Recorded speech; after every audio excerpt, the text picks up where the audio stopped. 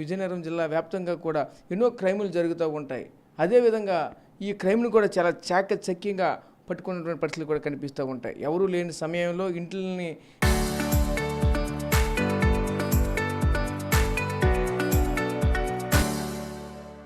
గుల్ల చేసినటువంటి దొంగలు కూడా ఉన్నారు. అలాగే రోడ్డు పైన వాకింగ్కి వెళ్తున్నటువంటి సమయంలో చైన్ స్నాచింగ్ కూడా చేస్తున్న పరిస్థితి కనిపిస్తూ ఉంటుంది. అయితే ఇటువంటి వాళ్ళు కూడా ఎక్కువగా ఈ గంజాయి తాగే వాళ్ళు కానీ, లేదంటే ఈ యొక్క మందుకు బానిస అయ్యే వాళ్ళు కానీ, ఏదైనా మత్తు పదార్థానికి బానిస అయ్యే వాళ్ళు కానీ ఇటువంటి పనులు ఎక్కువగా చేస్తూ ఉంటారంటూ కూడా పోలీసులు మనతో పాటు చెప్పుకోవాల్సిన పరిస్థితి కనిపిస్తూ ఉంటుంది. అయితే ఇలాంటి ఎన్నో తన లైఫ్లో చూసినటువంటి ఒక ఆఫీసర్ మనతో పాటు ఉన్నారు. ముఖ్యంగా చూసుకుంటే ఎస్ఐ నుంచి ప్రెసిడెంట్ సీఏ క్యాడర్ వరకు కూడా వచ్చి ఎన్నో ఒడిదుడుకులు ఎదుర్కొంటూ ఇప్పటి వరకు చూసుకుంటే ఎన్నో క్రైమ్ను చాకచక్యంగా ఛేదించినటువంటి వ్యక్తి Bobbili rural CI S Srinivasarao గారు. అయితే ఈరోజు మనతో పాటు మాట్లాడడానికి అయితే ఉన్నారు. ఆయనతో మాట్లాడి దీనికి సంబంధించి మరిన్ని వివరాలు తెలుసుకునే ప్రయత్నం చేద్దాం. సార్ చెప్పండి సార్, ప్రస్తుత రోజుల్లో చూసుకుంటే క్రైమ్ చేయడానికి ప్రధాన కారణాలు ఏంటంటే యువత ఎందుకు ఈ మత్తు బానిస కావచ్చు, ప్రజెంట్ ఇప్పుడు ఉన్నటువంటి ట్రెండింగ్లో ఎక్కువగా అంతా చెప్తూ ఉన్నారు గంజాయి గంజాయి గంజాయి. అసలు ఎవరు ఓ పిల్లవాడు గంజాయి తాగాడో లేదో కూడా ఎవరికి తెలియని పరిస్థితి, వాడు ఏదైనా మత్తు పదార్థం తీసుకునే చాలా గంజాయి తాగారని కూడా చెప్పుకోవాల్సిన పరిస్థితి కనిపిస్తూ ఉంది.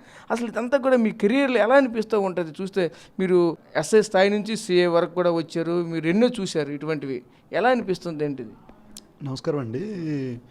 ఇది ముఖ్యంగా ఏంటంటే మన విజయనగరం డిస్ట్రిక్ట్ అన్నది ఆంధ్రప్రదేశ్కి బార్డర్లో ఉన్నది. ఒరిస్సా నుంచి యాక్సెస్ ఎక్కువగా ఉన్నదండి.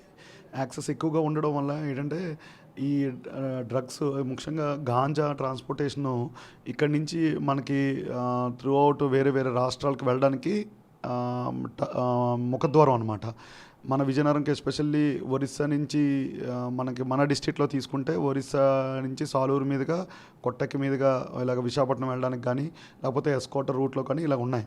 మన ఎస్పీ గారు ఎస్పెషల్లీ ఇప్పుడు మన ఎస్పీ గారు, పాత ఎస్పీ గారు కానీ ఇప్పుడున్న ఎస్పీ గారు కూడా దీనికి చెక్ పోస్టులు అవి స్ట్రెంగ్తన్ చేయడం, తర్వాత దీని మీద ఎక్కువగా స్పెషల్ ఫోకస్ పెట్టారు.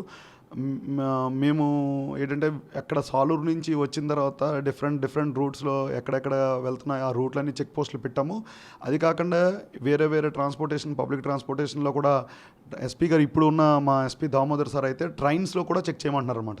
ట్రైన్స్లో కూడా ర్యాండమ్గా ఇక్కడ బొబ్బిలి నుంచి స్టార్ట్ అయ్యి విజయనగరం వరకు వెళ్ళి ఆ కోచెస్ అన్నీ కూడా ఒకేసారి టీం అంతా కూడా వెళ్ళి కోచెస్ చెక్ చేయడము. తర్వాత అది కాకుండా సెపరేట్ టీమ్స్ ఫామ్ చేసి విజయనగరం ఎస్పీ గారి కంట్రోల్లో ఉంటుంది. ఈ గాంజా టీము అంతా కూడా ఉండి ఇంటీరియర్ విలేజ్లో కాలేజీల్లో కానీ సరౌండింగ్స్లో కానీ లేకపోతే అవుట్స్కట్స్లో కానీ కొన్ని హాట్స్పాట్స్ ఉన్నాయి. హాట్స్పాట్స్ని డ్రోన్స్తోని వెరిఫై చేసి కూడా అక్కడ ఎవరైనా ఉంటే వాళ్ళని పట్టుకుంటే వారి ద్వారా చైన్ లింకు, బ్యాక్వర్డ్ లింకు, అంటే ఇది సోర్స్ వాడు ఎవరి దగ్గర కొన్నాడు, వాడు ఎవరికి సప్లై చేశారు, వాడికి సప్లై చేసిన వాళ్ళు ఎవరు, ఈవెన్ దో పండించిన దగ్గర నుంచి ఇక్కడ వరకు వచ్చిన చైన్ లింక్ అంతా కూడా వర్కౌట్ చేసి ఎవరెవరు బ్యాక్గ్రౌండ్లో ఉన్నారో వాళ్ళందరినీ కూడా కస్టడీలో తీసుకుని వాళ్ళ మీద కూడా కేసు బుక్ చేస్తున్నాం. అదేవిధంగా ఫార్వర్డ్ లింక్, సపోజ్ ఇప్పుడు తీసుకుని వెళ్తున్న ట్రాన్స్పోర్టేషన్ చేస్తున్నాడు, ఇక్కడ నుంచి సపోజ్ ఢిల్లీ వెళ్తుంటే ఢిల్లీలో ఎవరికి సప్లై చేస్తున్నారో వాళ్ళని కూడా ఎక్స్క్యూజ్డ్గా ఫిక్సప్ చేసి వాళ్ళని కూడా ఒక టీం పంపించి అక్కడ వాళ్ళని తీసుకొచ్చి కూడా అరెస్ట్ చేస్తున్నారు. ఈ విధంగా గాంజా మీద మాత్రం చాలా వెరీ స్ట్రిక్ట్ యాక్షన్ తీసుకుంటున్నారు. కన్జ్యూమర్స్ కానీ లేకపోతే పెడ్లర్స్ కానీ లేకపోతే పొజిషన్లో ఉన్న వాళ్ళు కానీ వీళ్ళ మీద కేసులు బుక్ చేస్తున్నారు. ఇన్ అడిషనల్ దట్ ఇది రెగ్యులర్గా చేసేది స్ట్రింజెంట్గా చేయడంతో పాటు మా దగ్గర ఎస్పెషల్లీ గాంజాలోని దొరికిన వాళ్ళ మీద ఫైనాన్షియల్ ఇన్వెస్టిగేషన్ కానీ పిట్ NDPS అని వాళ్ళకి నార్మల్గా రౌడీ ఎలిమెంట్స్ ఎవరైనా ఉంటే PD యాక్ట్ కింద కేసు బుక్ చేసి 1 year పాటు జైలుకి పంపిస్తాం. ఆ విధంగా మా సర్కిల్ పరిధిలోనే బొబ్బిలి రూరల్ సర్కిల్ పరిధిలోనే ఇప్పుడు వరకు 5 మీద PIT NDPS proposal through SP గారు, కలెక్టర్ గారి ద్వారా అక్కడికి సెక్రటేరియట్కి వెళ్ళింది. ప్రపోజల్ ఆన్ ది వేలో ఉందన్నమాట. ఆ ప్రపోజల్ వచ్చేస్తే ఈ 5 కూడా పిట్ NDPSలో 1 year పాటు జైల్లో పెట్టడం జరుగుతుంది. ఇంకొకటి కూడా రీసెంట్గా ఇంకొకటి ఇన్స్ట్రక్షన్స్ ఎస్పీ గారు ఇచ్చారు. దాంట్లో కూడా తరుణ్ కుమార్ అని అది కూడా ప్రిపేర్ చేసి పంపించాం ఎస్పీ గారి దగ్గరికి. అది కూడా అప్రూవల్ అయిపోతే 6 members మీద అనమాట. ఒక అతను ఆల్రెడీ నా ప్రెడిసెసర్ ఇన్స్పెక్టర్ గారు శెట్టి ఉమామహేశ్వరరావు గారిని అతని మీద ఫైనాన్షియల్ ఇన్వెస్టిగేషన్ చేసి ఆల్రెడీ అరెస్ట్ చేసి ఇప్పుడు జైల్లో ఉన్నాడు. అదేవిధంగా అతనిది 25 lakhs వర్త్ ఉన్న ప్రాపర్టీస్ని కూడా సీజ్ చేయడం జరిగింది. ఇప్పుడు వీళ్ళ మీద కూడా ఈ గాంజాకి ఎడిక్షన్ అయిపోయినవి లేకపోతే ఈ గాంజాతోని రెగ్యులర్గా వీటితోని ట్రాన్స్పోర్టేషన్ చేయడం లేకపోతే కుర్రోళ్ళకి ఎవరికైనా ఇచ్చి వాళ్ళకి కూడా ఈ విధంగా అలవాటు చేసి ఉన్న వాళ్ళందరికీ కూడా పిట్ ఎన్డీపీఎస్ ఓపెన్ చేసి 1 year పాటు వాళ్ళ జైల్లో ఉండే విధంగా ప్రపోజల్స్ అయిపోయి అది ఫైనల్ స్టేజ్లో ఉన్నది. అది కూడా కంప్లీట్ అయిపోతే వాళ్ళందరినీ కూడా అరెస్ట్ చేసి జైల్లో పెట్టడం జరుగుతుంది. ఇందులో కొంతమంది తెరలం వాళ్ళు ఉన్నారు, కొంతమంది రాజం వాళ్ళు ఉన్నారు, కొంతమంది రామభద్రపురం వాళ్ళు ఉన్నారు. ఇలాగ వేరియస్ పర్సన్స్ని మేము ఐడెంటిఫై చేసాం అనమాట. వాళ్ళ మీద ఇది ఫస్ట్ ప్రయారిటీ.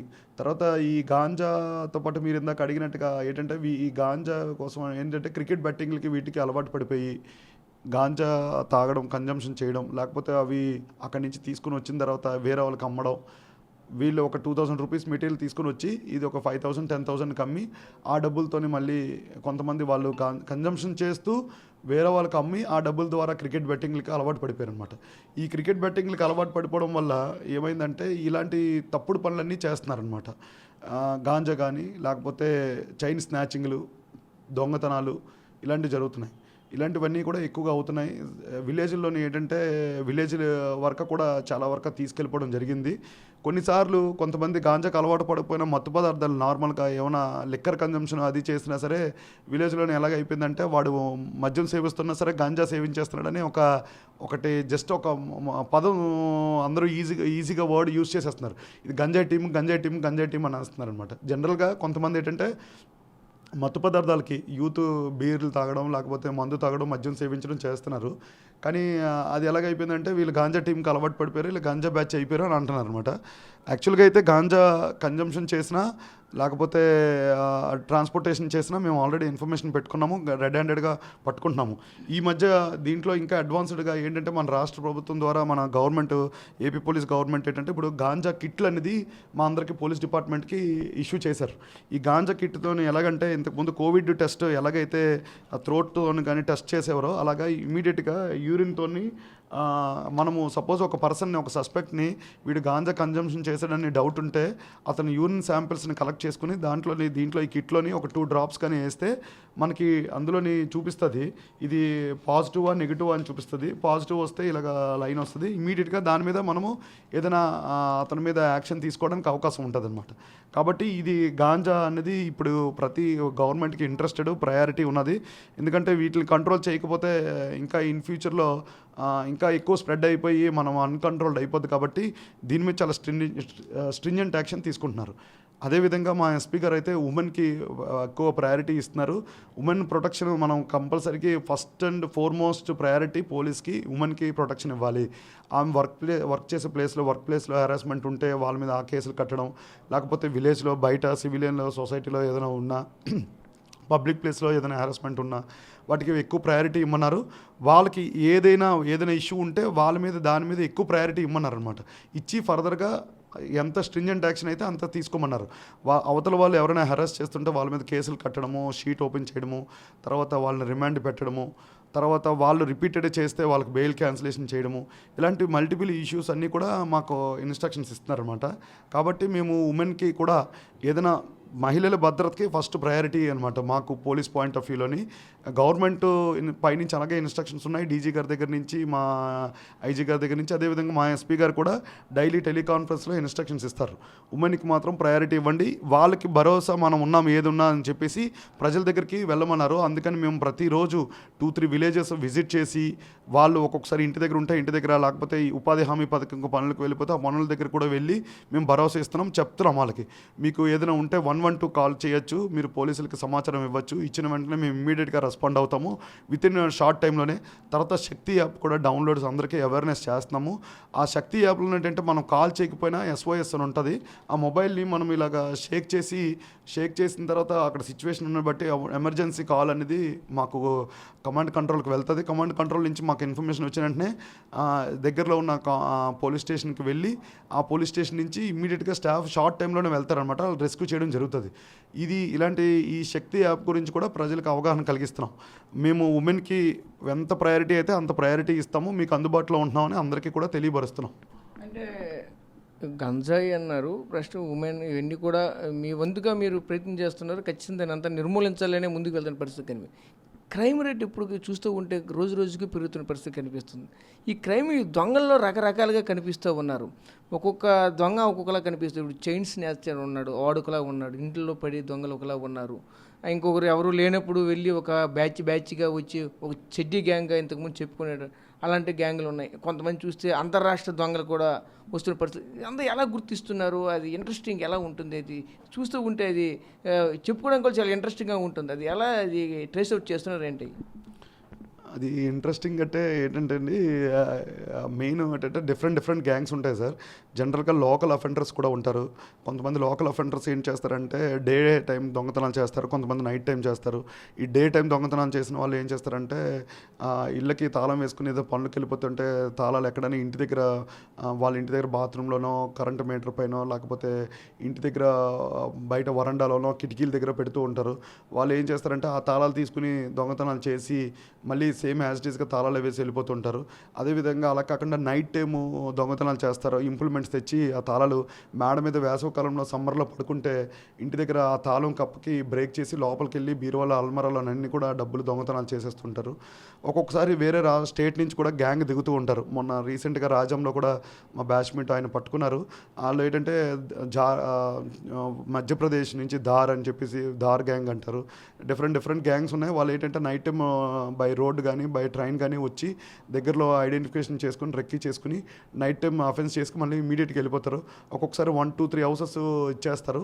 లాస్ట్ టైం కూడా రాజంలో జరిగింది. ఎస్పీ గారు బాగా చొరవ తీసుకుని ఆ రాజము స్టాఫ్ అందరూ కూడా ఆ సీసీ కెమెరా ఫుటేజ్లో ఏదైతే ఇంటి దగ్గర ఉన్నదో ఆ కెమెరా కాకుండా నెక్స్ట్ ఇంకొక వేరే రూట్లోని రూట్లో రిటర్న్ వెళ్ళిపోతున్నప్పుడు వేరే రూట్లో ఉన్న కెమెరాలో ఐడెంటిఫికేషన్ చేసిన తర్వాత ఇది దార్ గ్యాంగ్ అని చెప్పేసి ఐడెంటిఫికేషన్ చేసి ఇమీడియట్గా టీంని పంపించారు.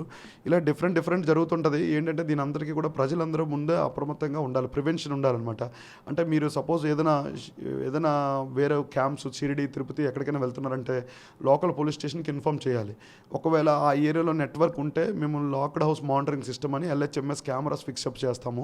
ఫిక్సప్ చేస్తే కెమెరా అక్యూజ్డ్ కానీ అక్కడికి వచ్చాడంటే మాకు కెమెరా కమాండ్ కంట్రోల్లో ఐడెంటిఫికేషన్ అవుతుంది. ఇమీడియట్గా మేము వెళ్ళి అక్కడ ఆ అక్యూజ్డ్ని రెడ్ హ్యాండెడ్గా పట్టుకోవడానికి అవుతుంది. ఇన్ కేసు అక్కడ నెట్వర్క్ లేకపోయినా సరే మాకు ఇన్ఫామ్ చేస్తే మాకు పెట్రోలింగ్ తిరిగే కానిస్టేబుల్స్ నైట్ పెట్రోలింగ్ తిరుగుతారు. వాళ్ళని ఆ టైంలో నైట్ పీక్ అవర్స్లో అక్కడికి పంపించడం జరుగుతుంది. అట్ ద సేమ్ టైం వాళ్ళకి వాల్యుబుల్ ప్రాపర్టీ ఏదో ఉన్నదో దానికి సేఫ్ గార్డ్ చేసుకోవడానికి మేము ప్రికాషన్స్ ఏమేమి ఉంటాయో అవన్నీ కూడా మేము గైడ్ చేయడం జరుగుతుంది. కాబట్టి ఎవరైనా సరే ఖచ్చితంగా తీర్థయాత్రలకు వెళ్తున్నా లేకపోతే లాక్ చేసుకున్న హౌస్ వెళ్ళిపోతున్నప్పుడు లోకల్ పోలీస్కి ఇన్ఫామ్ చేస్తే మేము తగిన ప్రికాషన్స్ తీసుకుంటాం. అది కాకుండా పబ్లిక్ సేఫ్టీ యాక్ట్ అని ఉన్నది, ఏపీ పబ్లిక్ సేఫ్టీ యాక్ట్ అని ఉన్నది. కమర్షియల్ ప్లేసెస్లోని ఏపీ పబ్లిక్ సేఫ్టీ యాక్ట్ ప్రకారం సెక్షన్ 3 ప్రకారం మేము నోటీసులు ఇస్తూ ఉంటాము. 30 డేస్లోనే అందరూ కూడా సీసీ కెమెరాస్ ఇన్స్టాల్ చేసుకోవాలి. ఖచ్చితంగా కమర్షియల్ ప్లేస్లోని బిజినెస్ జరిగే ప్లేస్లోని లేకపోతే ఒక 200 స్క్వేర్ ఫీట్ ఉన్న ఏరియాలోని ఒక 50 మెంబర్స్ మూవ్ చేసే ఏరియాలోని ఇదంతా కంపల్సరీగా కెమెరాస్ కమర్షియల్ ప్లేస్లో పెట్టుకుని దానికి రోడ్ సైడ్ కూడా 15 మీటర్స్ కవర్ అవ్వాలన్నమాట. చాలామంది ఏంటంటే ఇన్సైడే కెమెరాస్ పెట్టుకుంటారు. మనకి ఏదైనా అఫెన్స్ చేయడానికి వచ్చినప్పుడు ఇప్పుడు ఒక గోల్డ్ షాప్ ఉన్నది, వాళ్ళు ఏంటంటే ఇన్సైడ్ పెట్టుకుంటారు. ఒక్కొక్కసారి అది స్టాప్ చేసేస్తారు. పవర్ బ్యాకప్ కూడా ఉండాలన్నమాట. ఆ కెమెరాస్ 4 అవర్స్ పవర్ పోయినా సరే బ్యాకప్ ఉండాలి. 30 డేస్ బ్యాకప్, అందులో స్టోరేజ్ పాయింట్ ఉండాలి. 30 డేస్ స్టోరేజ్ ఉండి చేసుకున్న పవర్ ఉంటే రేపొద్దున్న ఏదైనా అఫెన్స్ అయిన తర్వాత ఒకవేళ ప్రాబ్లం అయిందంటే ఇబ్బంది లేకుండా ఉంటుంది. ఇది మీరు కాల్ అటెండ్ అవ్వండి. అందుకోసమని 30 డేస్ బ్యాకప్ ఉండాలి, 4 అవర్స్ పవర్ బ్యాకప్ కూడా ఉండాలన్నమాట. అలా ఉండి కెమెరాస్ పెట్టుకోవాలి. రోడ్ సైడ్ 15 మీటర్స్ కవర్ చేసుకోవాలి. సపోజ్ అఫెన్స్ చేయడానికి వస్తారో వాళ్ళు అఫెన్స్ చేసినప్పుడు మోడ్ ఆఫ్ ట్రాన్స్పోర్టేషన్ ఏది వాడారు, వెహికల్ ఏది వాడారు, ఆటోస్ వచ్చారా, బస్సులో వచ్చారా, లేకపోతే మైక్స్ మీద వచ్చారా తెలుస్తుంది. తర్వాత మీరు ఇందాక చెప్పినట్టుగా స్నాచింగ్స్ కూడా ఎక్కువగా అవుతున్నాయి విలేజ్లోని. ఎలాగంటే ఏదైనా ఆటో కోసం వెయిట్ చేస్తున్నా లేకపోతే జాబ్ కోసం వెళ్తున్నప్పుడైనా, జాబ్ నుంచి వస్తున్నప్పుడైనా, మన వర్క్ నుంచి ఇంటికి వస్తున్నప్పుడు, ఇంటికి వెళ్తున్నప్పుడు, లేకపోతే ట్రాన్స్పోర్టేషన్ బస్ గురించి ఆటోల గురించి వెయిట్ చేస్తున్నప్పుడు, ఇంతకుముందు టౌన్లో జరిగేవి ఇప్పుడు విలేజ్ ఇంటీరియర్లో కూడా జరిగిపోతున్నాయి. దీనికి ఏంటంటే ఐసోలేటెడ్గా ఉంటే ఎవరు కూడా తెలియదని, లేకపోతే ఒక్కొక్కసారి ఎర్లీ మార్నింగ్ వాకింగ్కి వెళ్తున్నప్పుడు, ఈవినింగ్ వాకింగ్కి వెళ్తున్నప్పుడు కూడా లేడీస్ మెడలోంచి చైన్ లాక్ చేయడం జరుగుతుందన్నమాట. కాబట్టి మీరు ఏంటంటే ఖచ్చితంగా మీరు పబ్లిక్ ప్లేస్లో ఉన్నప్పుడు కొద్దిగా ప్రికాషన్స్ తీసుకోవాలి. ఉమెన్ ఏంటంటే కొద్దిగా సారీతో కవర్ చేసుకోవడం, ఓల్డ్ ఏజ్ పీపుల్ విలేజ్లో కవర్ చేసుకున్నట్టుగా కవర్ చేసుకోవడం. తర్వాత ఎవరైనా అనుమానితమైన వ్యక్తులు సింగిల్గా ఉంటున్నప్పుడు మన దగ్గరికి అప్రోచ్ అయ్యి మన దగ్గర ఏదైనా అడ్రస్ అడుగుతున్నట్టు, లేకపోతే బండి ఆగిపోయిందని, మన వెహికల్ మీద వెళ్తున్నప్పుడు మీ వెహికల్ మీద ఏదో అయ్యింది మీ వెహికల్కి అని చెప్పడం, ఇలాంటివన్నీ చేస్తూ ఉంటారు. కాబట్టి ఎట్టి పరిస్థితుల్లో కొద్ది ప్రికాషన్స్ తీసుకోవాలి, సేఫ్టీ మెజర్స్ తీసుకోవాలి. బయటికి గోల్డ్ ఆర్నమెంట్స్ వేర్ చేసినప్పుడు ఖచ్చితంగా సేఫ్ గార్డ్ చేసుకోవాలి. మనము ఆ గోల్డ్ ఆర్నమెంట్స్ కవర్ చేసినట్టుగా బట్టలు వేసుకోవాలన్నమాట. చున్నీ అంటే జనరల్గా అందరూ పైన చున్నీలాగా బయటికి ఇలా పైగా పెట్టుకుంటారు, అలా కాకుండా ఫ్రంట్కి పెట్టుకునైనా ఆ గోల్డ్ ఆర్నమెంట్స్ వాళ్ళకి తగిలి పట్టుకుని లాక్కుని వెళ్ళిపోవడానికి వీలు లేకుండా ఉండేటట్టు కవర్ చేసుకోవాలన్నమాట పబ్లిక్ ప్లేస్లో. నార్మల్గా ఇన్సైడ్ ఏదైనా ఫంక్షన్స్లో ఉన్నప్పుడు ఓపెన్గా ఉన్నా పర్లేదు, కానీ పబ్లిక్లో ఐసోలేటెడ్గా సింగిల్గా ఉంటున్నప్పుడు మాత్రం ఖచ్చితంగా కవర్ చేసుకోవాలి. తర్వాత సింగిల్గా ట్రావెల్ చేయకుండా ఎవరైనా అట్లీస్ట్ ఆ ఇంట్లో వాళ్ళు కానీ లేకపోతే ఊర్లో వాళ్ళు కానీ ఎవరో ఒకరు తోడు ఉండేటట్టు చూసుకోవాలి. సింగిల్గా వాకింగ్ వెళ్ళడం, ఐసోలేటెడ్గా ఉన్న ప్లేస్లో కొంతమంది లేఅవుట్లోని లేకపోతే ఐసోలేటెడ్గా ఉన్న రోడ్స్ మీద సింగిల్గా వాక్ చేయడం, లేకపోతే జాబ్ చేస్తూ వస్తున్నప్పుడు సింగిల్గా రావడం, లేకపోతే వెళ్తున్నప్పుడు సింగిల్గా వెళ్ళడం కాకుండా ఎవరో ఒకరు సపోర్ట్ తీసుకోవాలి. కొలీగో లేకపోతే ఫ్యామిలీ మెంబర్సో ఎవరో ఒకరు తోడు ఉంటే కొద్దిగా ఇలాంటి అఫెన్స్లు అనేది ప్రివెంట్ అవుతుంది. మీరు పబ్లిక్ ప్లేస్లో ఉన్నప్పుడు ఖచ్చితంగా ప్రాపర్టీని మన మెడలోని కానీ చైన్ స్నాచింగ్ అవ్వడానికి అవకాశం ఉన్నదని మనం మైండ్లో ఉంచుకోవాలన్నమాట. అంటే ముఖ్యంగా ఇప్పుడు చెప్పారు ఈ చైన్ స్నాచింగ్ ఏ విధంగా ఉండాలి ఏంటని. ఇలా కాకుండా మెయిన్ వాళ్ళు వచ్చేటప్పుడు థీఫ్ దొంగ వస్తున్నాడు, ఆ దొంగ వస్తున్నప్పుడు ఏ ఇంటెన్షన్తో వస్తుంటారు. కొంతమంది చెప్తూ ఉంటారు ఓన్లీ చైన్ స్నాచింగ్ అనేది ఓన్లీ రన్నింగ్లో మాత్రం చేసేవాళ్ళు, లేదా నిల్చుని ఉంటే చేసేవాళ్ళు, లేదంటే ఈ దొంగతనం ఇంట్లోకి వెళ్ళి చేసేవాడు ఒకడు, ఇలా ఉంటారు. ఈ దొంగలు రకరకాలుగా దొంగలు ఉన్నారు. ఆ రకరకాలు ఏంటి ఒకసారి చెప్పగలరు? అలానే లేదండి, వాళ్ళకి అంటే దొంగ రకరకాలు అంటే ఏంటంటే వాళ్ళకి ఫీజిబిలిటీ కన్వీనియంట్ బట్టి ఉంటుంది అనమాట. జనరల్గా ఏంటంటే ఐసోలేటెడ్గా సింగిల్గా ఉంటే టక్మని వాళ్ళు జనరల్గా యూజువల్గా చైన్ స్నాచింగ్లో ఒక్కొక్కసారి సింగిల్గా అఫెండర్ ఉంటారు, కొంతమంది డబుల్ ఉంటారు. ఒకళ్ళు డ్రైవ్ చేస్తుంటే వెనకాల ఒకళ్ళు కూర్చుంటారు. ఎలాగుంటుందంటే ఇది ఈవెందో బైక్ మీద వెళ్తున్నప్పుడు సపోజ్ మనం ప్యారలర్గా ఏ రూట్లో వెళ్తున్నాం, వాళ్ళు ప్యారలర్గా అదే రూట్లో వచ్చి పక్క నుంచి వచ్చి ఒక్కొక్కసారి లాక్కుని వెళ్ళిపోతారు. ఒక్కొక్కసారి అటెన్షన్ డైవర్షన్ కోసం మీ బండి దగ్గర వెనకాల ఏదో గాలి తగ్గిపోయిందనో, లేకపోతే మీ వెనకాల మీ సారీ అనేది అందులో నలిగిపోతుందనో ఇలాగేదో చెప్పి ఒక్కొక్కసారి లాక్కుని వెళ్ళిపోతారు. అలా కాకుండా వెయిటింగ్ చేస్తున్నప్పుడు నుంచుని ఉన్నప్పుడు కూడా చేస్తుంటారు, అఫెన్స్ చేస్తుంటారు. అలా కాకుండా ఒక్కొక్కసారి ఆటోస్ కోసమో బైకుల కోసమో లేకపోతే లిఫ్ట్ ఇస్తారనో లేకపోతే బస్ వస్తుందనో వెయిట్ చేస్తున్నప్పుడు కూడా జరుగుతూ ఉంటాయి, ఐసోలేటెడ్ జరుగుతుంది. ఒక్కొక్కసారి ఎర్లీ మార్నింగ్ మనం పువ్వులు కోయడానికి వెళ్తుంటారు కొంతమంది లేడీస్ సింగిల్గా, లేకపోతే వాకింగ్కి వెళ్తూ ఉంటారు. లేడీస్ సింగిల్గా వాకింగ్ వెళ్తున్నప్పుడు కూడా స్నాచింగ్లు జరగడానికి అవకాశం ఉంటుంది అనమాట. వాళ్ళు ఏంటంటే కన్వీనియంట్గా చూసుకుంటారు. ఒకవేళ అఫెన్స్ చేసిన తర్వాత మనం ఈజీగా అక్కడి నుంచి ఎస్కేప్ అవ్వడానికి ఛాన్సెస్ ఏది ఉంటే ఆ మోడ్ వాళ్ళు చూసుకుంటారు. జనరల్గా యూజువల్గా వీళ్ళు ఏంటంటే నెంబర్ ప్లేట్లు లేని బళ్ళు వాడుతూ ఉంటారు, లేకపోతే ఇద్దరు కూడా హెల్మెట్ పెట్టుకుంటూ ఉంటారు. ఒక్కొక్కసారి హెల్మెట్ పెట్టుకోకపోయినా మాస్క్ పెట్టుకుంటూ ఉంటారు, అంటే ఐడెంటిఫికేషన్ గుర్తు ఉండకుండా ఉండడానికి. మనం ఆ పెనుగులాట్లో వాళ్ళు బండి నెంబర్ కూడా ఒక్కొక్కసారి చూడరు, చాలామంది ఐడెంటిఫికేషన్ చేయరు. మన కాన్సన్ట్రేషన్ అంతా ఆ జ్యువెలరీ ఏదైతే ఉందో దాన్ని పట్టుకుని లాక్కుని వెళ్ళిపోతుంటే ప్రొటెక్ట్ చేసుకోవడానికి ట్రై చేస్తూ ఉంటాం. ఆ వెహికల్ నెంబర్ చూడము, మోడల్ కలర్ గడే చూడము. అందుకని మేము ఏం చేస్తున్నామంటే చాలా ప్లేసెస్లో ఎక్కువగా సీసీ కెమెరాస్ ఇన్స్టలేషన్ చేయిస్తున్నాము. వాళ్ళు కొన్ని పబ్లిక్ ప్లేసుల్లో కొంతమందిని మోటివేట్ చేసి కెమెరాస్ పెట్టిస్తున్నాము. మెయిన్ జంక్షన్స్లో కెమెరాస్ ఉంటే అట్లీస్ట్ వాళ్ళు ఎంతమంది వచ్చారు, వెళ్ళారు, రూటు ఎటు నుంచి ఎటు వెళ్ళారు. ఎక్కువగా మనకు ఒరిస్సా బార్డర్లోని కాబట్టి ఇటు సైడు ఇలాగ రాయగఢ్ నుంచి కానీ లేకపోతే ఒరిస్సా నుంచి అస్కా గ్యాంగ్ అని ఉంటుంది, వాళ్ళందరూ కూడా వస్తూ ఉంటారు, చేసి అఫెన్స్ చేసి మోటార్ సైకిల్ మీద వెళ్ళిపోతుంటారు. వాళ్ళు యూజ్ చేసే బైకులు కూడా థెఫ్ట్ చేసిన వెహికల్స్ ఉంటాయి అన్నమాట. కాబట్టి ఒక్కొక్కసారి మనము బైక్ నెంబర్ చూసినా మోడల్ చూసినా మా బైక్ ఎలా తెలిసినా సరే దొంగలను పట్టుకోలేని కారణం ఏంటంటే వాళ్ళు యూజ్ చేస్తున్న వెహికల్స్ కూడా థెఫ్ట్ వెహికల్స్ ఉంటాయి. అది ఎక్కడో వైజాగ్లోనో లేకపోతే శ్రీకాకుళంలోనో లేకపోతే విజయనగరంలోనో సాలూరులోనో ఎక్కడో దొంగతనం చేసిన బైక్ని వాడుతుంటారు. జనరల్గా ఇలాంటి వాళ్ళు ఏంటంటే కొద్దిగా స్పీడ్ బైక్లు వాడతారు, ఇమీడియట్గా ఎస్కేప్ అయిపోవడానికి మోటార్ సైకిల్ స్పీడ్ వెహికల్స్ వాడుతూ ఉంటారు. కాబట్టి ఇలాంటి మన చుట్టుపక్కల ఎవరైనా అలాగ అనుమానితంగా తిరుగుతున్నారంటే మనం సేఫ్టీ మెజర్స్ తీసుకోవాలి. సింగిల్గా ఉండకుండా ఎవరైనా తోడు ఒకరు ఉన్నట్టు చూసుకోవాలి. తర్వాత ఖచ్చితంగా మనం ప్రొటెక్ట్ చేసుకోవాలి, కవర్ చేసుకోవాలి. ఆర్నమెంట్స్ గోల్డ్ జ్యువెలరీస్ ఏవైతే ఉన్నాయో మెడలో జనరల్గా ఎక్కువగా మెడలో థెఫ్ట్ స్నాచింగ్లు అవుతాయి కాబట్టి అవి ప్రొటెక్ట్ చేసుకోవాలి. ఆ లేడీస్ మంగళసూత్రాలు కానీ లేకపోతే చాన్లు కానీ చైన్లు కానీ ఇలాంటివి. ఈ స్నాచింగ్లే కాకుండా ఈవెన్ దో బస్సులో ఆటోల్లో కూడా ఇప్పుడు బ్యాక్ కట్టింగ్ల ద్వారా డబ్బులు తీసేస్తున్నారు. లేకపోతే రష్గా ఉన్న దగ్గర బస్సు ఎక్కేటప్పుడు బస్సు దిగేటప్పుడు కానీ లేకపోతే సపోజ్ ఇప్పుడు ఎగ్జాంపుల్గా రామభద్రపురం బస్ స్టాండ్ ఉంది, బస్ స్టాండ్లో ఫుల్ మార్కెట్ ఫుల్ బిజీగా ఉంటుంది. అది ఎక్కుతున్నప్పుడు ఆ హడావిడిలో వాళ్ళు ఏంటంటే ఒక పేపర్ కానీ లేకపోతే ఒక క్లాత్ బ్యాగ్ కానీ ఏదో అడ్డు పెట్టేసి బస్సు ఎక్కుతున్నప్పుడు ప్యాసింజర్ లాగా ఎక్కేసి వాళ్ళ దగ్గర డబ్బులు వాళ్ళున్న గోల్డ్ ఆర్నమెంట్స్ తీసేస్తూ ఉంటారు. వాళ్ళు క్యారీ చేస్తున్న బ్యాగ్లో జిప్పు తీసేయడం కానీ జిప్పు బ్యాగ్ కట్ చేసి ఫ్రాక్షన్ ఆఫ్ సెకండ్స్లో తీసేస్తూ ఉంటారు. అదేంటంటే మనం బస్సు ఎక్కే హడావుల్లో జనాలు రష్లో ఉంటాం, తీసేస్తుంటారు. కాబట్టి ఎవరైనా గోల్డ్ క్యారీ చేస్తున్నప్పుడు కూడా 1-2 సార్లు సేఫ్టీ మెజర్స్ బాగా తీసుకోవాలి. మనం ఎక్కం కదా, ఆటోలోనే ఉన్నాం కదా, మన ఒళ్ళోనే ఉంది కదా, మన బ్యాగ్ మన జేబులోనే ఉంది కదా, మన చేతిలోనే ఉంది కదా అని అనుకుంటారు. అలా కాకుండా జాగ్రత్తగా ఉండాలి.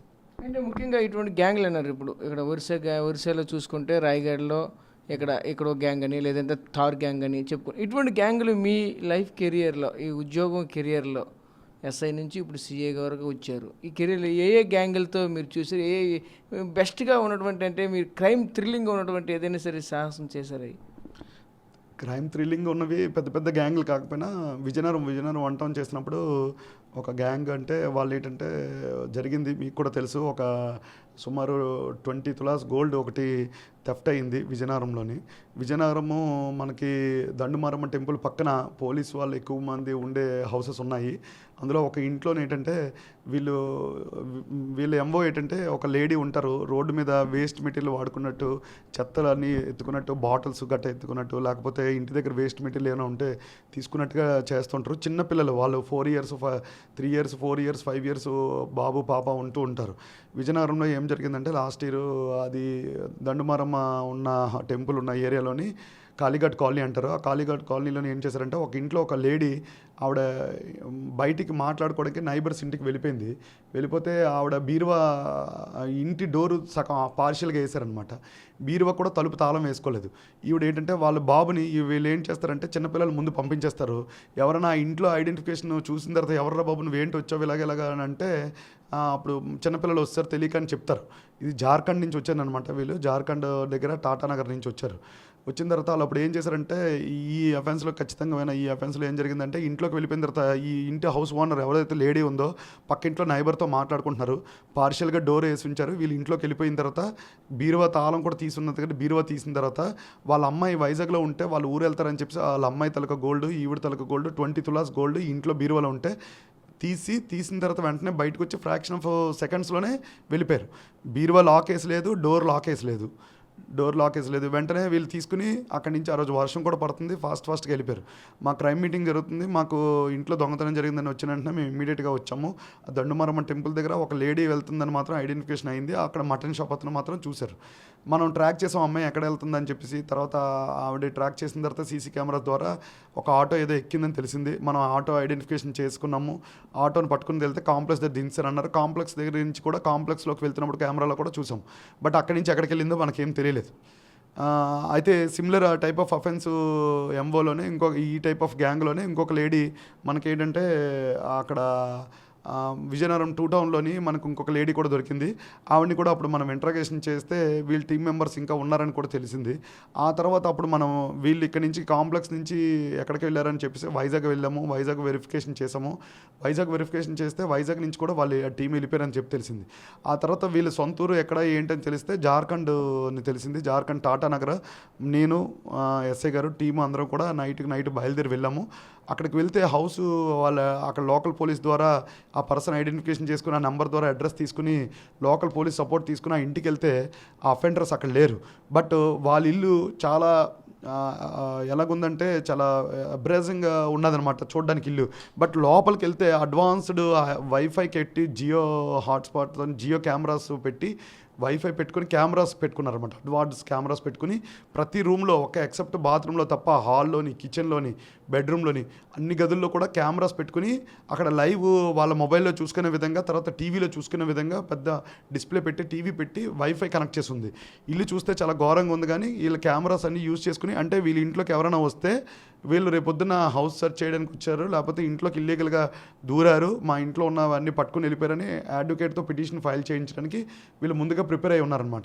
అప్పుడు జార్ఖండ్కి మేము వెళ్ళాము. టాటానగర్ లోకల్ పోలీస్ తీసుకుని వెళ్తే వాళ్ళు లేరు. అప్పుడు వాళ్ళు టవర్ లొకేషన్స్ అన్నీ తీసుకుంటే మళ్ళీ హైదరాబాద్లో ఉన్నారని తెలిసింది.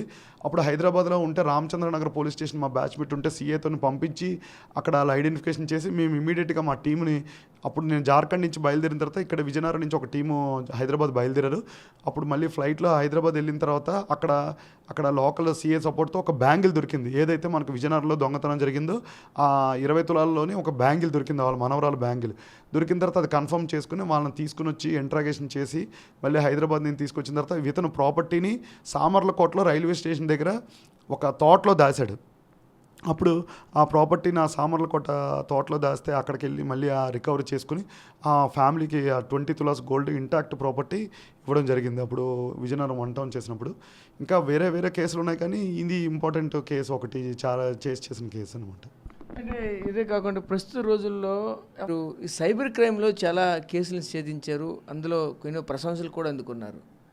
ఈ సైబర్ క్రైమ్ గురించి ఏం చెప్తారండి? ప్రస్తుతం ఉన్నటువంటి పరిస్థితుల్లో ప్రజలకు ఎటువంటి అవేర్నెస్ కల్పిస్తారు ఇది? కేసులు ఏం చేసి లేదు. ఒకటి మంచి ఛాలెంజింగ్ కేసు డిజిటల్ అరెస్ట్ చేసాం లాస్ట్ టైము, మీ అందరికీ తెలుసు. అందులో 40 lakhs పోయింది. లక్కీగా 20 lakhs హోల్డ్ అవ్వడం, 20 lakhs జమ్మూ కాశ్మీర్ పూణే వెళ్ళి రికవర్ చేయడం జరిగింది. జనరల్గా ఇవి ఎలా జరుగుతున్నాయంటే సైబర్ క్రైమ్లు ఇప్పుడు చాలా ఎక్కువగా జరుగుతున్నాయి. ఈజీగా మోసపోవడానికి, లేకపోతే ఈజీగా మోసం చేస్తే పబ్లిక్లో ఉన్న అమౌంట్ లాస్ అయ్యి ఫ్రాడ్స్టర్కి వెళ్ళిపోవడానికి చాలా దారులు ఉన్నాయి. ఇందులో టైప్ ఆఫ్ డిఫరెంట్ జరుగుతున్నాయి. సపోజ్ ఎగ్జాంపుల్గా ఇప్పుడు ఎస్పీ గారు అందరికీ ఆ వీడియోలు అన్నీ కూడా సోషల్ మీడియా ఏ విధంగా నేరాలు జరుగుతుంది అవగాహన కలిగించడానికి వీడియోస్ ప్రిపేర్ చేసి ప్రజల్లోకి అందరికీ కూడా సర్క్యులేట్ చేయమన్నారు. మేము కూడా ఆ విధంగానే చేస్తున్నాం. దాంట్లో ముఖ్యంగా ఏంటంటే ఎక్కువగా కేసులు జాబ్ ఫ్రాడ్ కేసులు ఫస్ట్ ఎక్కువగా నిరుద్యోగ యువత ఉంటారు కాబట్టి, ఈవెన్ దో మనం ఇప్పుడు ఏ ఇన్ఫర్మేషన్ జాబ్కి అప్లై చేసినా ఈ ఇన్ఫర్మేషన్ అంతా కాంప్రమైజ్ అయిపోయి ప్రతి వాళ్ళది కూడా ఫ్రాడ్స్టర్ దగ్గర ఉంటుంది. మనకు ఫోన్ చేసి మీది ఫైనలైజ్ అయింది మీ లిస్టు జాబ్కి, సపోజ్ ఒక ఫార్మసిస్ట్ జాబ్కి అప్లై చేసుకున్నారు, మీకు ఫోన్ చేసి మీది లిస్ట్ ఫైనలైజ్ అయింది, విజయనగరం జిల్లాలో మీది ఒక్కడిదే ఫైనలైజ్ అయింది, లేకపోతే నలుగురిది ఫైనలైజ్ అయింది, ఇవి కన్ఫర్మ్ చేయాలంటే మీరు ప్రాసెసింగ్ ఫీజు కట్టండి అని, తర్వాత డిఫరెంట్ బ్యాక్ డోర్లో చేస్తాము, ఇంటర్వ్యూ జరగకుండానే ఇంటర్వ్యూ అయినట్టుగానే అలా ప్రిపేర్ చేసి వాళ్ళ దగ్గర ఇంటర్వ్యూ అయిపోయింది మీది అపాయింట్మెంట్ లెటర్ ఇచ్చేస్తున్నాం 1 lakh కట్టండి 2 lakhs కట్టండి, ఇలాగ వేరియస్ చెప్తూ ఉంటారు. అది ఈ విధంగా జాబ్ ఫ్రాడ్ ఒకటి జరుగుతున్నాయి. తర్వాత OLX ఫ్రాడ్, ఏదైనా మేము బైక్ అమ్మేస్తున్నాము, ఎక్కువగా నేను ఆర్మీకి వెళ్ళిపోయాను లేకపోతే ఇక్కడికి వెళ్ళిపోయాను, మీకు తక్కువ రేట్కి ఇచ్చేస్తాను, ₹1,00,000 నా బైక్ని 50,000కి ఇచ్చేస్తానని, మీకు ఇదిగో మీ బైక్ అమ్ముతున్నాను మీరు అడ్వాన్స్ ఇవ్వండి అని, నా తాలూకా ఐడెంటిటీ కార్డు నేను ఆర్మీలో పనిచేస్తున్నాను డిఫెన్స్లో సర్వ్ చేస్తున్నానని ఫేక్ ఐడి కార్డులు ఫేక్ ఆధార్ కార్డులు పెట్టి అడ్వాన్స్ వేసుకున్న తర్వాత ఇదిగో మీకు RTAది అప్రూవల్ అయిపోయింది, ఇగో విజయనగరం దగ్గరకు వస్తుంది, ఇగో ఇంకొక రిమైనింగ్ ఒక 30,000 వేయండి 50,000 వేయండి అని. ఇదే కాదు కార్లని లేకపోతే ఐటమ్స్ అని ప్రతిదీ మొబైల్ అని కూడా తక్కువ రేటుకి ఇస్తున్నారని చెప్పేసి ప్రజలకి ఏంటంటే వాళ్ళ వీక్నెస్ని వాళ్ళు క్యాష్ చేసుకుంటున్నారు. అది కాకుండా ట్రేడింగ్ ముఖ్యంగా ఇన్వెస్ట్మెంట్ చేస్తే చాలా తక్కువ క్రిప్టో కరెన్సీ కానీ ట్రేడింగ్ అని తక్కువ ఇన్వెస్ట్మెంట్ చేస్తే హై ప్రాఫిట్స్ వస్తుందని ఒక పేజ్ క్రియేట్ చేస్తారు. అందులో మన డీటెయిల్స్ అన్నీ ఎంటర్ చేస్తారు. సపోజ్ సో శ్రీనివాస్ మీ పేరు మీద మీ అకౌంట్ ఓపెన్ చేసిన తర్వాత ఇగో మీరు 1 lakh ఇన్వెస్ట్మెంట్ చేశారు, 1 weekలో ఇది 1.5 lakhs అయిపోయింది, మీరు ఎక్కువ ఇన్వెస్ట్మెంట్ చేస్తే ఎక్కువ డబ్బులు వస్తాయి, మీరు 5 lakhs ఇన్వెస్ట్ చేస్తే మళ్ళీ 10 lakhs దాకా వస్తుందని చెప్పి షార్ట్ టైంలో అని చెప్పేసి చాలామంది ఏంటంటే షార్ట్ టైంలో డబ్బులు సంపాదిద్దామని మనకి ఫైనాన్షియల్ ఇష్యూస్ వల్ల సంపాదిద్దామని వేరే దగ్గర నుంచి అప్పులు తెచ్చి అందులో ఇన్వెస్ట్మెంట్ చేసి, కానీ మనకు చూపిస్తుంది అందులో ఆ పేజ్లోనే అది ఫేక్ పేజ్ అనమాట, మన క్రెడిట్ అయిపోయినట్టు మన అకౌంట్కి క్రెడిట్ అయిపోయినట్టు ఆ వెబ్ పేజ్లో మన అకౌంట్ క్రెడిట్ అయిపోయినట్టు చూపిస్తుంది. బట్ ఆ పేజ్ నుంచి మన అకౌంట్కి ట్రాన్స్ఫర్ చేసుకునే అమౌంట్ వర్చువల్ కరెన్సీని కాస్త ఫిజికల్ కరెన్సీగా చేంజ్ చేసుకుంటామంటే ఎట్టి పరిస్థితుల్లోనే అవ్వదనమాట, ఇదంతా ఫ్రాడ్ అనమాట. కాబట్టి ఇలాంటివి ఏదైనా ఉన్నప్పుడు మీరు ఏంటంటే ముందుగా అవగాహన కలిగి ఉండాలి. షార్ట్ టైంలో డబ్బులు వచ్చేస్తాయి అన్నది మాత్రం అపోహ, ఎట్టి పరిస్థితుల్లో నమ్మకూడదు అనమాట. తర్వాత అదే కాకుండా డీప్ ఫేక్ కాల్స్ కూడా, అంటే సపోజ్ మనం మాట్లాడినట్టుగా ఒక CA గారో SI గారో ఈవెన్ దో కలెక్టర్ గారుగా మాట్లాడినట్టుగా కూడా మనకి వాళ్ళు ఫోటోలు పెట్టుకుని ఫేస్బుక్లోనో మెసెంజర్లోనో లేకపోతే వాట్సాప్లోనో ఆ ప్రొఫైల్ పిక్చర్ డౌన్లోడ్ చేసుకుని వాళ్ళు పెట్టుకున్నట్టు వాళ్ళు చాట్ చేస్తున్నట్టు, నేను పలానా మీటింగ్కి వచ్చాను లేకపోతే పలానా ఇష్యూకి వచ్చాను, ఇక్కడ బయట బ్లాక్ అయిపోయాను, నేను షిరిడి వచ్చాను తిరుపతి వచ్చాను, నా దగ్గర డబ్బులు స్ట్రక్ అయిపోయి ఒకసారి అర్జెంటుగా నాకు ఫోన్పే చెయ్యి, ఒక 20,000 రూపాయలు లేకపోతే ఒక 10,000 చెయ్యి, లేకపోతే ఫైనాన్షియల్గా సౌండ్ ఉంటే ఒక ₹1,00,000 చెయ్యి అని చెప్పేసి అనుకుంటారు అనమాట. మనం అలాంటప్పుడు ఏంటంటే ఖచ్చితంగా అవతల వాళ్ళకి ఎవరైతే డబ్బులు అడుగుతున్నారో వాళ్ళ జెన్యూన్ నెంబర్కి ఫోన్ చేసి అది నిజమా కాదా కన్ఫర్మ్ చేసుకోవాలి. ప్రొఫైల్ పిక్చర్ అనేది డౌన్లోడ్ చేసుకుని ప్రొఫైల్ పిక్చర్ పెట్టేసుకుని ఎవరైనా కాల్ చేసి వాళ్ళలాగా మాట్లాడచ్చు, వాళ్ళలాగే మెసేజ్ కూడా చేయొచ్చు. మనం అపోహలు పడిపోయి వాళ్ళే చేస్తున్నారు అనుకుని సపోజ్ ఎవరైనా ఒక X అన్న పర్సన్ బాగా VIP ఉన్నాడు, అతను సెలబ్రిటీ, అతను పేరు చెప్పుకుని వీళ్ళు వాడితే ఓహో అతను అడుగుతున్నాడంటే గొప్ప అనుకుని మనం డబ్బులు ఇమీడియట్గా ట్రాన్స్ఫర్ చేయడం జరుగుతుంది అనమాట. అలాంటివి జరుగుతుంటుంది. వీడియో కాల్స్లో కూడా హనీ ట్రాప్ అని సపోజ్ లోన్ యాప్స్ అని డిఫరెంట్స్ ఉన్నాయి. ఆన్లైన్లో లోన్ తీసుకుంటారు, లోన్ తీసుకున్నప్పుడు మన మొబైల్లోనే యాక్సెస్ ఇస్తాం, లోన్ అప్లికేషన్ డౌన్లోడ్ చేసుకున్నప్పుడు మన కాంటాక్ట్స్ అన్నీ కూడా వాళ్ళకి యాక్సెస్ వెళ్ళిపోద్ది. వాళ్ళు ఏం చేస్తారు చేస్తారంటే మన ఫోన్ నెంబర్లో ఉన్న కాంటాక్ట్స్ అందరూ కూడా ఫోన్ నెంబర్లో డేటా అంతా తీసుకుని మన ఫోటోని మనం సబ్మిట్ చేసినప్పుడు మన ఆధార్ కార్డు, మన ఫోటో, తర్వాత మన పాన్ కార్డు అనేది సబ్మిట్ చేస్తాము. సబ్మిట్ చేసిన తర్వాత ఒక 50,000 రూపాయలు ఎంత లోన్ ఇస్తారో దానికి 5 లక్షల రూపాయలు కట్టమంటారు వితిన్ 1 వీక్లో. 50,000కి 5 లక్షలు అనగానే ఏ సామాన్యుడైనా ఎవరైనా సరే కట్టలేరు, కట్టరు కూడా అని. అప్పుడు వాళ్ళు ఏం చేస్తారంటే మన ఫోటోని మార్ఫింగ్ చేసి మన కాంటాక్ట్స్ మన బంధువులు కాలకీలకి పంపిస్తామని బెదిరించడం అది చేస్తుంటారు. అదేవిధంగా తర్వాత ఆ విధంగా డీప్ ఫేక్ కాల్స్ చేస్తుంటారు. హనీ ట్రాప్ కూడా చేస్తూ ఉంటారు. సపోజ్ ఒక ఉమెన్ ఎవరైనా వచ్చి మనకి వీడియో కాల్ చేసి వాళ్ళు ఏం చేస్తారంటే వీడియో కాల్ చేసిన తర్వాత ట్రాప్ చేసి మనతో మాట్లాడినట్టుగా మాట్లాడి వాళ్ళు పార్షియల్గా బట్టలు విప్పడం అది చేసి మనం కూడా అందులో రికార్డ్ అయినప్పుడు ఆ వీడియోని స్క్రీన్ రికార్డింగ్ని మళ్ళీ థ్రెటనింగ్ చేసి బెదిరించి డబ్బులు అడుగుతారు. ఇలాంటి మల్టిపుల్ మెసేజ్లు అన్నీ కూడా వస్తున్నాయి. ఈ సైబర్ నేరాల పట్ల అవగాహన కలిగించడానికి మేము అందరూ కూడా మా ఎస్పీ గారు ప్రజలకు అందరికీ అవగాహన కలిగించి ప్రజలందరూ కూడా మోసపోకూడదని, ప్రివెన్షన్ ఉండాలని వీడియోస్ని సర్క్యులేట్ కూడా చేస్తున్నాము. ఎవరైనా ఈ సైబర్ నేరాల బారిన పడితే ఇమీడియట్గా 1930కి కాల్ చేయాలి. లేదంటే www.cybercrime.gov.in అనే వెబ్సైట్ ఉంది. అందులోకి లాగిన్ అయ్యి మీ తాలూకా వివరాలని ఇచ్చి కంప్లైంట్ చేయొచ్చు, లాగిన్ చేసి కంప్లైంట్ చేయొచ్చు. ఇలాంటి మల్టిపుల్ ఆప్షన్స్ ఉన్నాయి. కానీ ఎవరైనా పబ్లిక్ మీరు గుర్తుంచుకోవాల్సింది ఏంటంటే ఏ పర్సన్కి కూడా డబ్బులు అనేది ట్రాన్స్ఫర్ చేయకూడదు. అవతల వ్యక్తి మనకు తెలిసిన వ్యక్తి వాళ్ళతో డైరెక్ట్గా నోట్తో మాట్లాడితేనే ట్రాన్స్ఫర్ చేయాలి. నార్మల్గా మెసేజ్లు వచ్చినా లింక్ అయినా లేకపోతే ఒకసారి ఇలా డిజిటల్ అరెస్ట్ అని ఇంతకుముందు మేము చేసిన case, suppose Aadhaar card link అయి ఉంది, అది కాబట్టి మీ పేరు మీద కొంత అమౌంట్ అనేది అక్కడ ఏంటంటే ఎక్కువగా ఆధార్ కార్డు పేరు మీద మీ పాన్ కార్డు పేరు మీద ఒక పార్సల్ వచ్చింది కాబట్టి మిమ్మల్ని డిజిటల్ అరెస్ట్ చేస్తున్నాము, మిమ్మల్ని పోలీసులు యూనిఫామ్లోనే వీడియో కాల్ చేసి మిమ్మల్ని అరెస్ట్ చేయాలి కాబట్టి మీ అకౌంట్స్ అన్ని బ్లాక్ చేస్తాము, మీరు కాబట్టి మేము చెప్పినట్టు నడుచుకోవాలని చెప్పేసి మనకు థ్రెటనింగ్ చేస్తూ ఉంటారు. అసలు డిజిటల్ అరెస్ట్ అనేది చట్టంలో ఎక్కడ కూడా లేదు. ఏదైనా ఉంటే కేసు నమోదు చేసిన తర్వాత నోటీస్ చేస్తారు, ఫోన్ చేసిన తర్వాత కన్సర్న్ పోలీస్ స్టేషన్కి వెళ్ళి మాట్లాడాలి. లేదంటే మీకు ఎలాంటిది మీ నోటీస్లోకి అయినా వస్తే లోకల్ పోలీస్ స్టేషన్కి అప్రోచ్ అవ్వచ్చు, లేదా 1930 కాల్ చేయొచ్చు. కానీ ఎవరు కూడా ప్రజలందరూ కూడా అప్రమత్తంగా ఉండాలి, అవగాహన కలిగి ఉండాలి. Okay sir, thank you. So చూసాం కదా, ముఖ్యంగా చూసుకుంటే ఒకటే చెప్పుకోవాల్సిన పరిస్థితి కనిపిస్తుంది. గంజాయి విషయంలో కావచ్చు, అలాగే మహిళల పట్ల భద్రత విషయంలో కావచ్చు, అదేవిధంగా ముఖ్యంగా ఈ సైబర్ క్రైమ్కి సంబంధించినదైతే కావచ్చు, అదేవిధంగా చైన్ స్నాచింగ్, దొంగతనాలు ఏది ఏ విధంగా జరుగుతుంది, ఏది దీని పట్ల ఎలా ఉండాలి, ఎంత అప్రమత్తంగా ఉండాలి అనేది ప్రతి విషయం కూడా కులంకుశంగా చెప్పారు. కానీ ఇది చెప్పడమే కాదు, ఆలకించడమే కాదు, మీరు కూడా ఖచ్చితంగా దీన్ని పాటిస్తే మీకు కూడా ఎటువంటి దొంగల బారిన పడడం కానీ, లేదంటే ఈ సైబర్ క్రైమ్ బారిన పడడం కానీ అటువంటి ఖచ్చితంగా తప్పించుకోవచ్చు. కెమెరా పర్సన్ నాయుడుతో రాజేష్, RTV, బొబ్బుల నుంచి, విజయనగరం జిల్లా.